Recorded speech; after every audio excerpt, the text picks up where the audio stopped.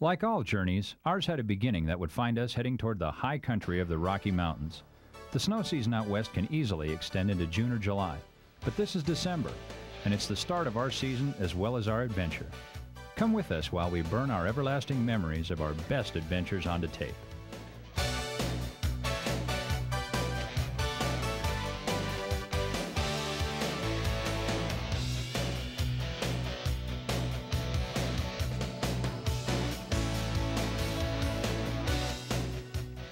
Our destinations are determined by Mother Nature. Call us the storm chasers of snowmobiling. For us, quantity means quality. We're into the deep and steep. Anything less is just that, less.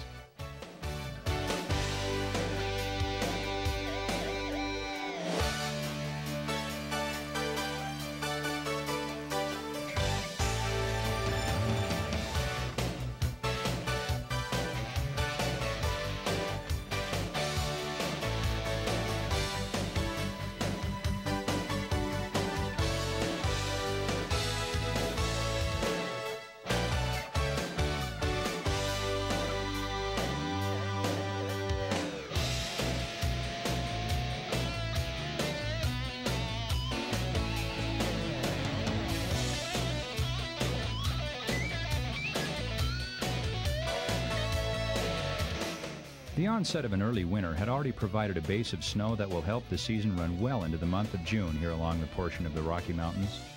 Our journey starts in Colorado, where we were treated to mid-season snow conditions on our first couple of visits to the mountains.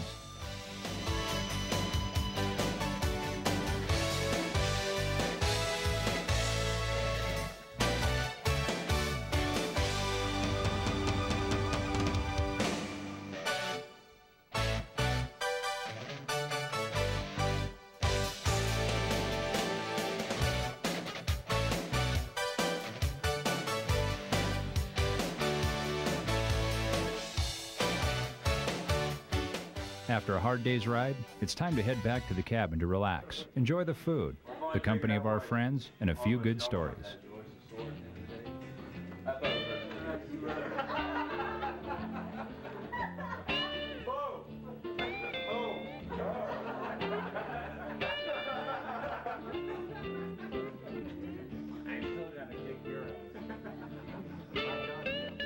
Speaking of stories, here one of the riders appears to be suffering from a rare high-altitude sickness called cornisosis, normally caused from rapid free falls off wind drifts and mountains. However, similar effects can also be duplicated with a little brown bottle with a Budweiser label.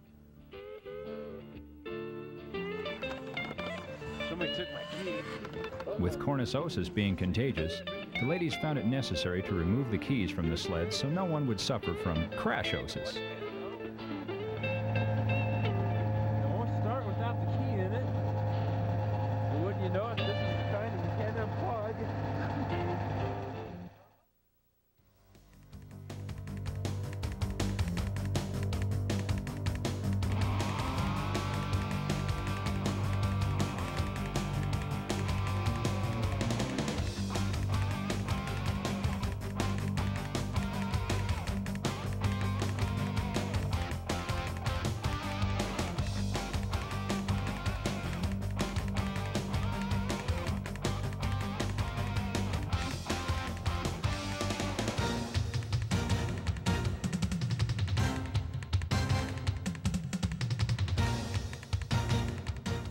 Our journey in search of the steep and deep has led us to the mountains of South Wyoming. The terrain in this particular area is different than any we have ever ridden. On good days when the snow is fresh and the sun is bright, there just is no better riding.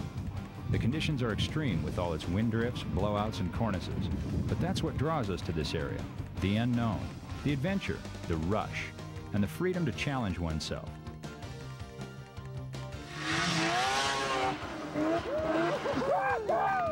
It's the steep mountains and the wind-sculptured snow terrain that will push you to your own personal limits, to the edge and beyond.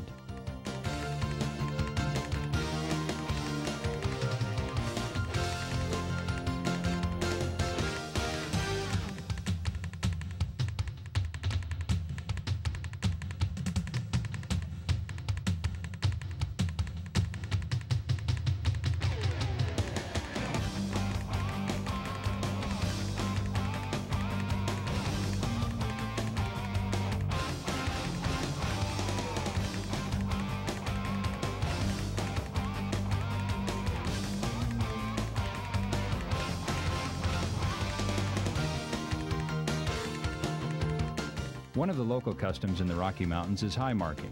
What is high marking? It's king of the hill for the not-so-grown-ups, the ultimate bragging rights. But the price you pay can be high, very high.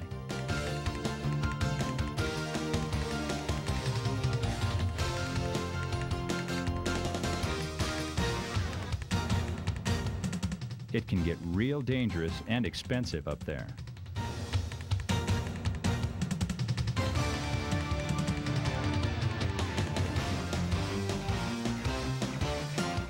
You need to watch your step when you're powder bound.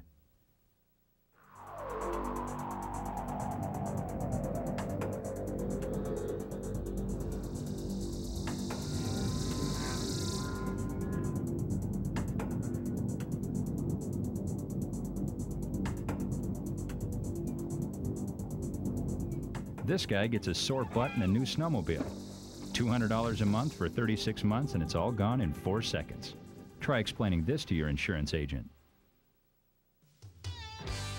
So you think it's only guys on the powder-bound crew? These lovely ladies will blow your doors off.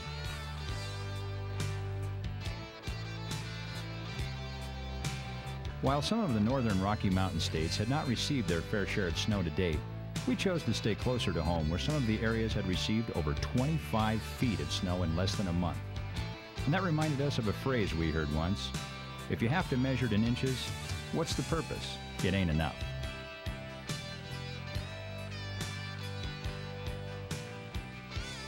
But this was what we had been waiting for. The snowmobile parking areas would not be plowed for at least a couple weeks. So we found a wide spot in the road, unloaded, and literally disappeared.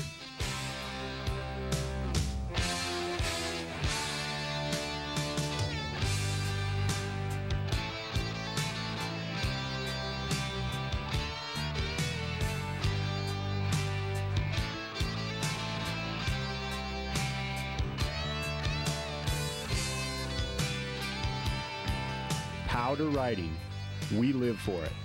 It's about the excitement, it's about the challenge, it's about the freedom to explore.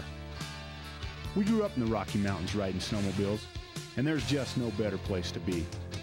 Some say we're lucky to live here. I say it's a choice. It's an adventure. For us, it's a way of life. The world's a better place when you're 200 miles away from the hustle bustle of everyday life. Snowmobiling to me is about pushing the boundaries of both the machine and yourself, to take the challenge and attempt to conquer the ever-changing obstacles formed by the wind and the snow. Adventure snowmobiling helps me keep things in perspective. It allows me to work out what's important, doing something I just wasn't sure I could do, to find your limits and push beyond. No time to think, just time to respond. Every ride's a new challenge, every day a new adventure. Life's always just a little better when you're powder bound. The season is nearing springtime, and it was time to load up and head north for 2 weeks for some of the most exciting snowmobile events to be found anywhere. The World Snowmobile Expo in West Yellowstone, Montana, and the 21st running of the World Championship Snowmobile Hill Climb. Our first stop was at our good friend's place, the Lion's Head Resort, just on the outskirts of West Yellowstone, Montana. We had a couple days to kill before the expo, so it was time to hook up with some locals and see the sights.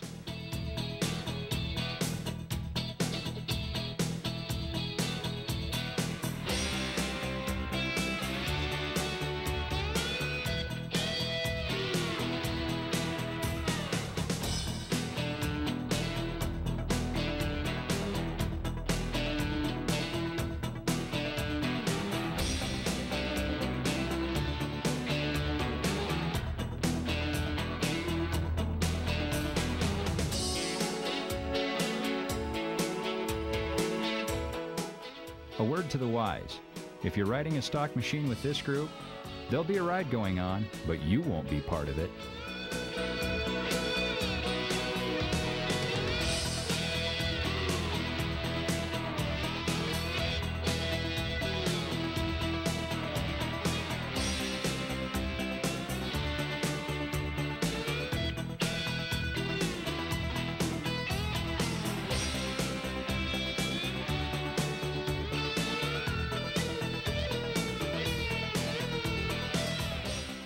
The riding in some of these areas is breathtaking to say the least. This area is definitely not recommended for night riding.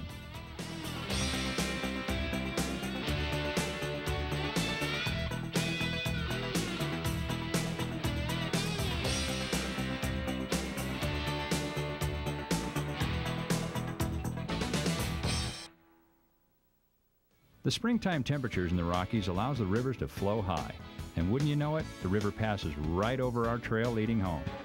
The less inclined rider would use the bridge downstream, but less inclined riders would make for a boring video.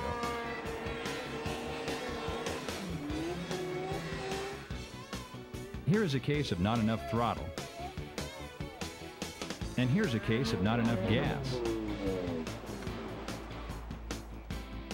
When water skipping, always turn on your gas, because such a simple mistake can get you a little wet. Not to mention the last 10 miles back to the lodge really bites. It was time to move on into West Yellowstone for the World Snowmobile Expo. The expo brings the world of snowmobiling together for 3 event-filled days. Here's something you don't see every day. Can you imagine going powder-bound on this vintage iron? The expo attracts everything from 1960-era machines to the what's new in the world of snowmobiling. Here's your solution for those springtime water crossings. And when in the West, watch where you park your machine. No parking means no parking. Our lodging in Yellowstone was graciously provided by the Stagecoach Inn, and what a blessing that turned out to be. Here we find some of our crew downstairs trying to win enough money on the poker table to pay for damages from the day's ride.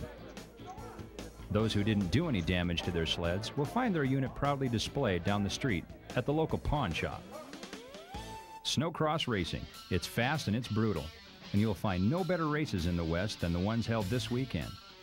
The Snow West Snowrider Snowcross this weekend would also be the final leg of the MRP Snowcross World Series. In addition to the Western racers, many racers from the Midwest and the East would also make the trip for the Challenge Out West. And what a weekend of racing it would be. Want to feel the thrill of racing? Try getting a high five from Chris Vincent at 45 miles an hour.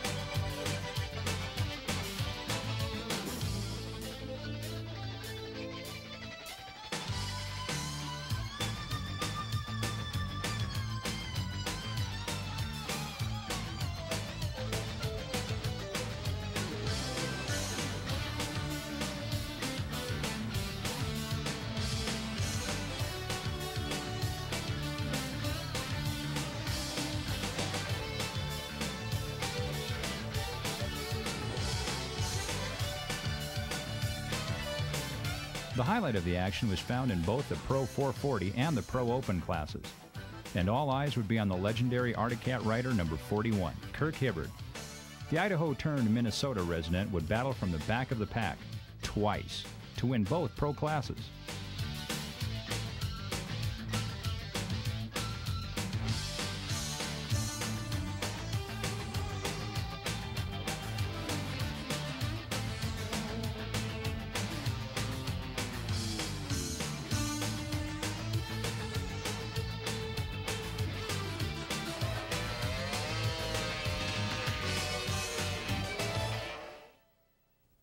It was time to head to Jackson for the greatest show on snow, the World Championship Snowmobile Hill Climb.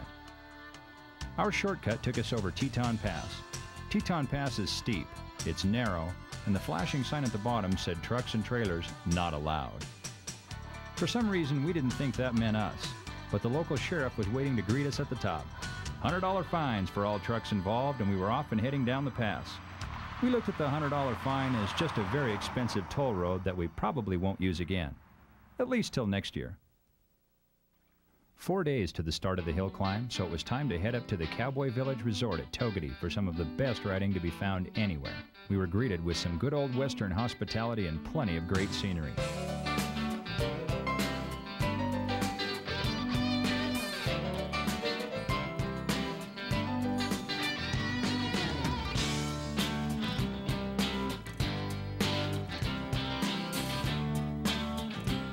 We hooked up with 2 of the local guides for some riding that was just out of this world.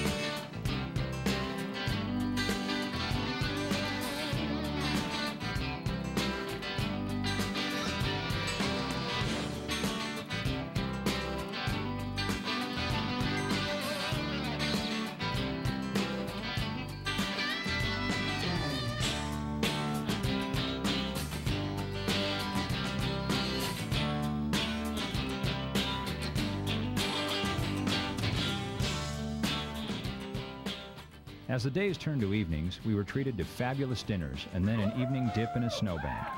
Too much time in a hot tub and you'll find yourself suffering from snow withdrawal.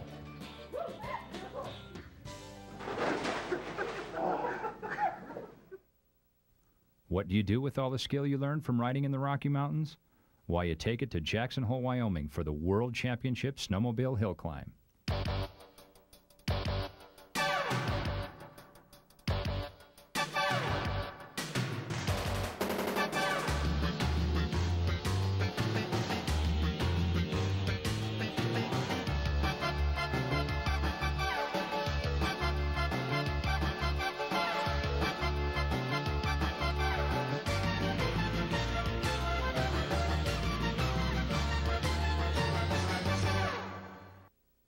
Okay, tell me, why are you guys here today? Because it's Jackson Hole, Wyoming. We're here to see the races. What do you expect? Which races would that be? Boy, I don't know. Somebody said they're having snowmobile hill climbs, but I'm not. Yes, welcome to the Jackson Hole Oval Races. The second half of the track. Ladies and gentlemen, welcome to the wild world of snowmobile hill climbing. Possibly the most spectacular form of racing to hit the snow. No doubt one of the most extreme.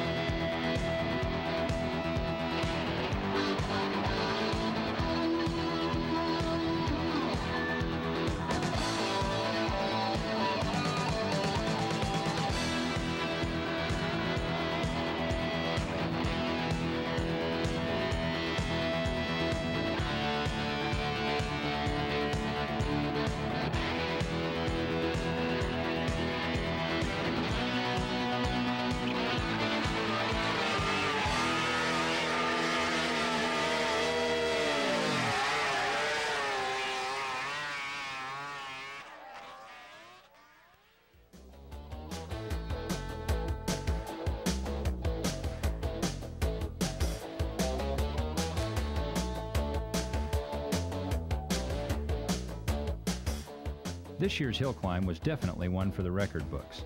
10 years ago, the first modified machine crested the summit of Snow King Mountain. Today, Mark Thompson would be the first rider ever to take a stock snowmobile over the top.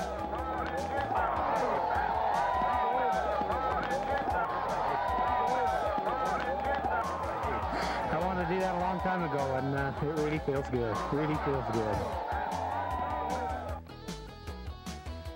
Arctic Cat snowcross racer Brad Pake would compete in his first ever World Championship hill climb and come home with an impressive second place finish in the Trail Mod 1 class.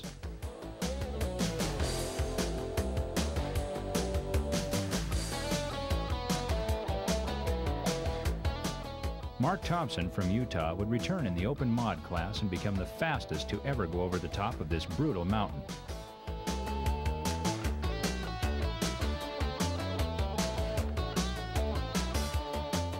Kirk Williamson would claim 2 World Championship titles in the modified classes and then return to claim the granddaddy title of all, the 1996 Mod King of the Hill.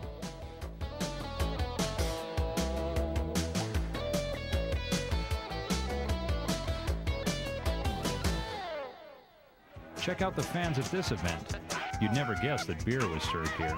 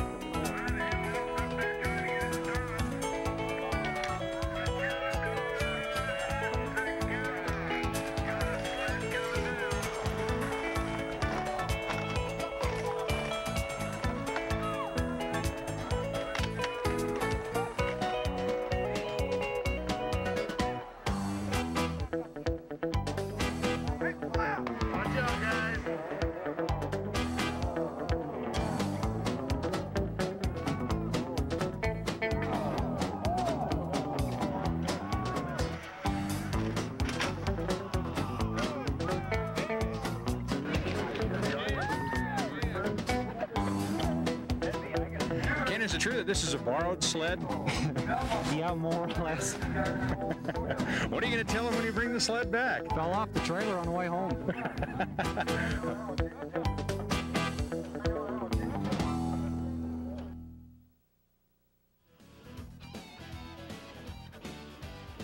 After a long season of snowmobiling, it was time to cut loose on the solo ski at altitude.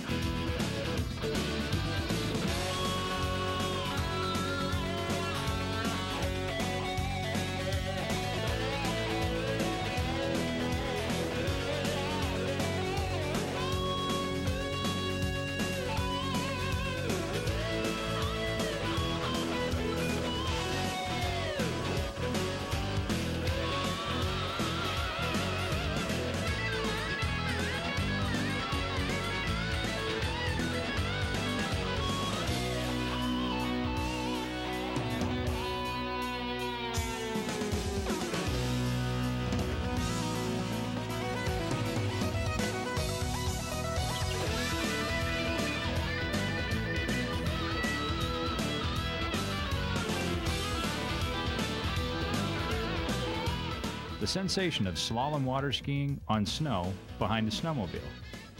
Something new and something just a little different. But leave it to the Powderbound crew to take skiing behind a snowmobile one step further.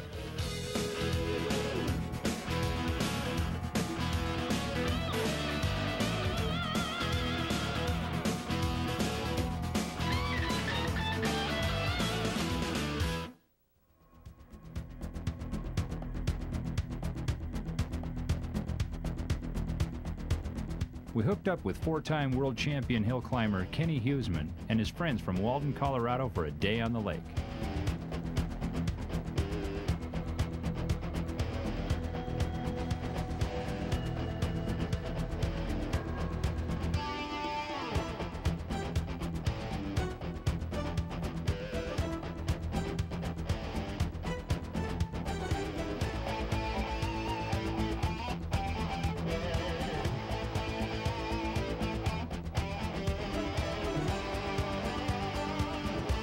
Even the local law showed up to make sure we weren't exceeding the speed limit.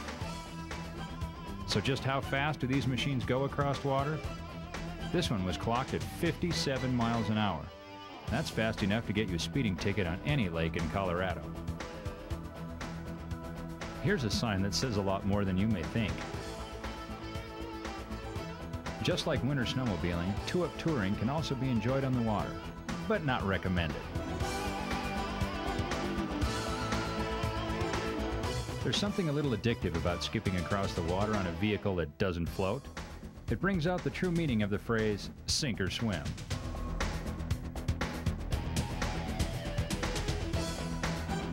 Speaking of sink or swim, the pilot with this onboard camera is cruising the lake with $12,000 worth of camera gear strapped on his back.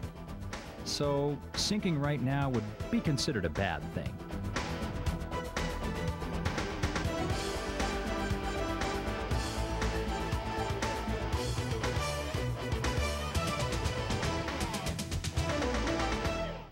Water skipping snowmobiles across lakes may be a little crazy, but it's really nothing new. So we thought we would take it to the extreme. Here, one of the Powderbound gals tears up the water while scurfing behind four-time world champion hill climber Kenny Huseman.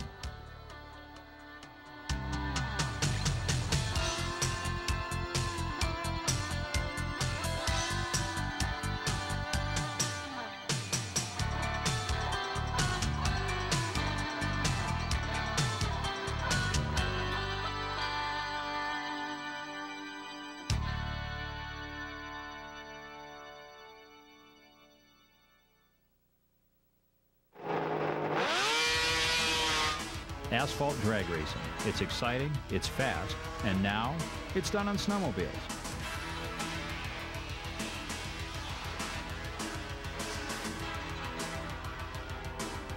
From the asphalt tracks of Wisconsin to the mile-high altitude of Bandimere Speedway, drag racing snowmobiles on asphalt has caught on like a prairie wildfire.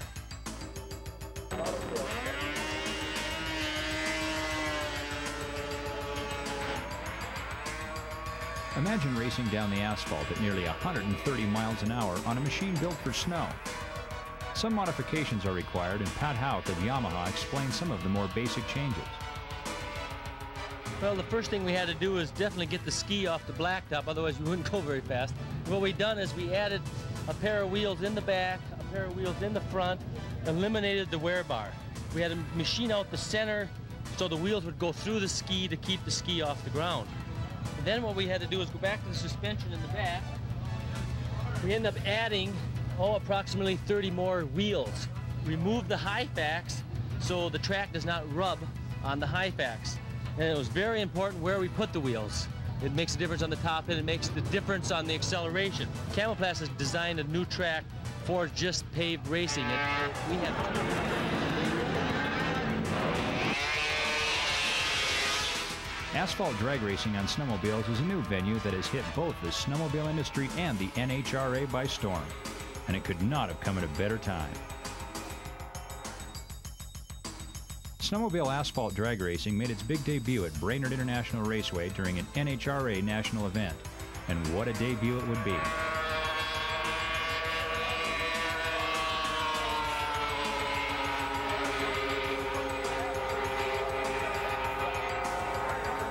All 4 manufacturers arrived with 2 sleds each for what would turn out to be one exciting weekend.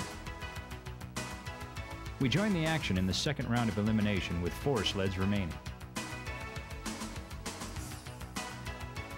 Round 2 of the eliminations would see Jerry Houck on his Yamaha in the far lane and Jim Dimmerman on an Arctic Cat in the near lane. They're off, and wow, what a launch Jerry had as he timed the light beautifully. The Yamaha in the far lane would hold on and advance to the finals with an ET of 10.171.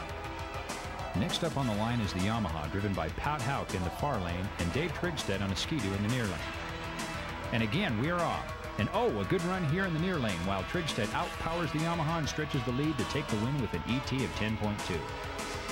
His reaction time was an impressive .482 seconds at a top speed of 129 miles an hour.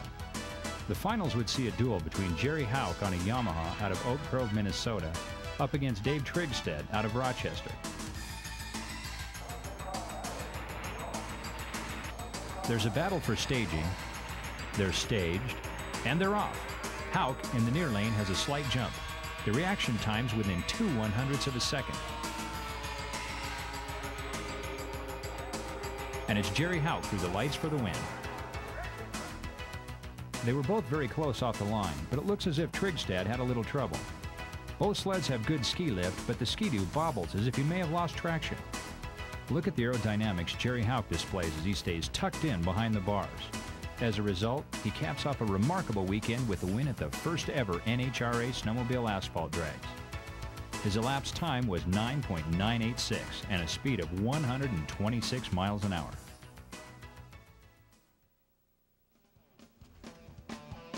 Once again, it's time to go powder-bound in the Rocky Mountains.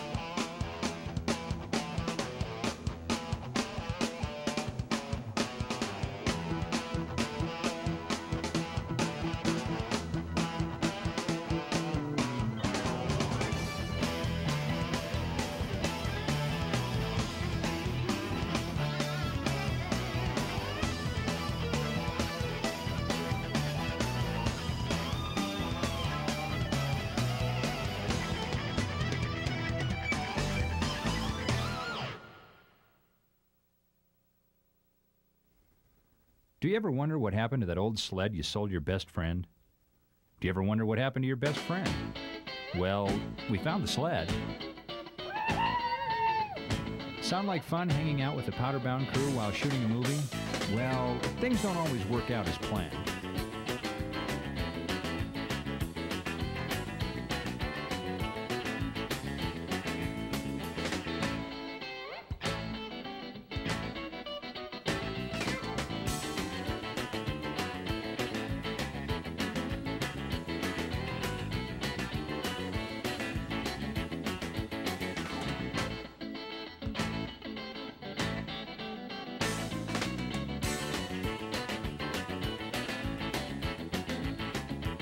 Take a ride with our helmet cam pilot. If making this movie doesn't kill him, the parts bill will.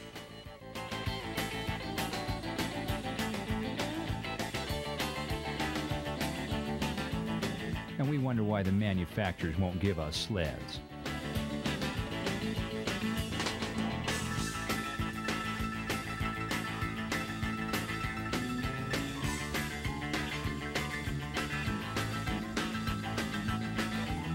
Speaking of borrowed sleds, ever wonder what happens to your sled when you leave it at the shop over a weekend? Well, that brings an end to our story. We would like to leave you with one safety tip when going powder-bound in the Rocky Mountains. When riding cornices, be careful. You never know when you may see a large cornice with cracks.